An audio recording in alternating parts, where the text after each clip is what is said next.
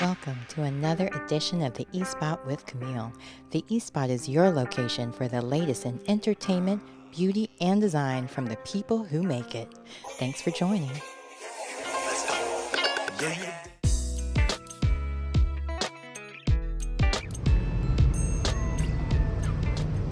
I learned about him in an art class, but even further than that, in 1995, my junior high art teacher called me and said, "Hey Linda, Ernie's going to be in town. Ernie and Bernie, can you hang out with him? I'm not going to be there. He was here for a book signing." So I got to spend like an entire day with him. And we talked about his work in depth because I already knew about it. And it was just an amazing, it was life-changing for me. And it solidified back then that art would always be an important part of my life. And so here we are, full circle, right around the corner from the scene of his most famous painting, which is Sugar Shack, which was depicted in the Durham Armory.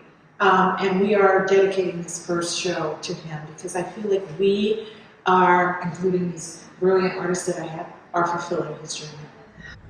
Hi, I'm Camille Cower, and today on the eSpot, I am pleased to introduce you to the one and only, the owner of the newest women's-owned art gallery right here in the Triangle. It owns the LOS Gallery, and of course I was about to call you LOS, but we know that's your mama. So, Linda Shropshire, tell us a little bit about why this was so important for you to open this gallery here in this location. Well, And correct me if I butchered your name. oh no, you did perfect. That's great. So it's really exciting for me to be anchored here in Durham, North Carolina. I'm from Charlotte originally, but I've called Durham home since 1993. And I've always been art adjacent, is what I call it. I'm a trustee for the North Carolina Museum of Art. I'm a collector. I have friends who are artists. And I always wanted to do something, so I've been incubating this idea for about 10 years. But it wasn't until the pandemic hit, I took an early retirement from Cisco Systems. I went back to MBA school, and I used the MBA school at UC Chapel to help me to build a business model for this museum, for this gallery, and the brand. So it started off as homework, and then it became your home work. It became my home work. That's a great way to put it.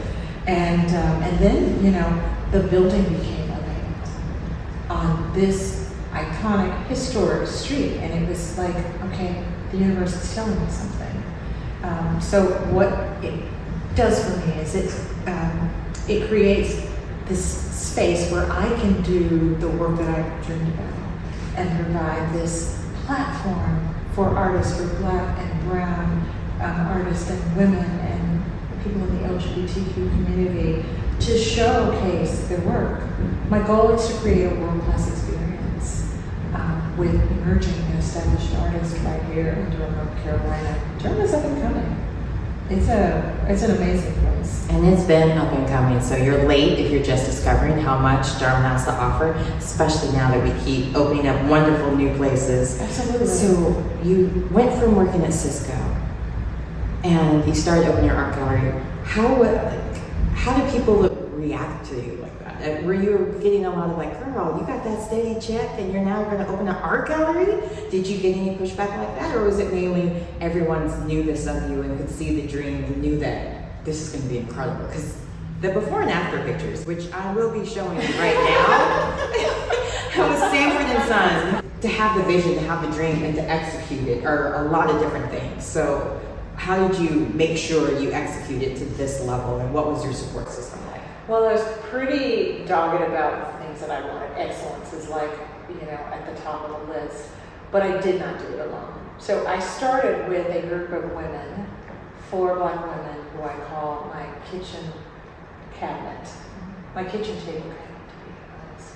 And we would just sit around and talk, and I said, okay, tell me your cautionary tales and tell me what your vision is for LOS Gallery. And they came with all of it. I took all of that, I incubated it, I stirred it up, I added a little bit of my own magic to it, and then I came up with a game plan. Really the key was finding this space. And once I found this space, I could see the vision for what it could be. It, was not clear to everyone else. Then I hired an incredible architect said, oh yeah, I can see this. And then from that point on, I was able to build this cohort. I called them the LOS Collective. And there are people like my videographer, my photographer, my social media director, friends, my daughters, who have all contributed to this amazing. I love all the girl boss magic of it It's all. so girl boss. I mean, and there's just like this full circle that continues to happen. I was talking to someone today, and she's like, "Oh my God, I know Whitney."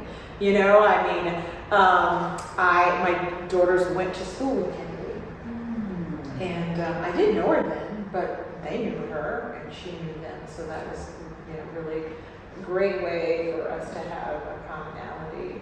And then I knew Clarence. I bought a piece of artwork a few years ago. I walked into a gallery and I saw this piece. I didn't know who the piece was by, but I said, "That's my piece. Can you tell me about this?" And then the man said, "Oh, this is a Clarence Hayward." I said, "I won't pack it up."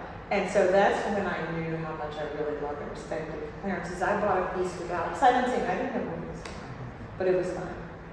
I love that because art is exactly that. It's something that it moves you, it empowers you, it makes you feel something, whether sad or happy. But as long as it's giving you that emotion, because that's what artists do. They give the emotion to what's going on with the world. They're the journalist with the pen or the paper or their paintbrushes. So exactly. you have a wonderful, and I like to call it a gumbo of all of the things, since you have a kitchen cabinet and all of these wonderful things that you're adding to your gumbo. It's making it delicious and beautiful for everyone to come enjoy. I can't wait for your art opening. It's this coming up weekend.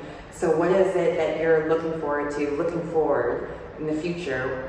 What else do you want to do at this space? What are you looking for? So, I'm hoping to just continue with this sort of caliber of artists to come through here. I'm going to be changing the exhibition every 60 days. And I'm just really thrilled that I can start right here with the artists that are in our midst and then continue. No. Speaking of that, so for all those artists that may be out there that want their artwork here at LOS, that want that opportunity, how do they get in touch with the gallery? How can they make sure that maybe they are up to caliber to be here at LOS? So I would say one of the things that I'm learning is that social media is the biggest thing ever. And so if you are interested in me taking a look at your artwork, follow us on Instagram at West Gallery, and then shoot me a nice message, and then we'll go from there. So you heard it here first. Slide into her DMs, ladies and gentlemen, because she is taking on new art, and every 2 months. So there's time for you. All right, well, again, thank you so much for stopping by the East Spot with Camille. Oh, it was my pleasure. And I look forward to seeing who else will be here. Hopefully one of you. Thank you.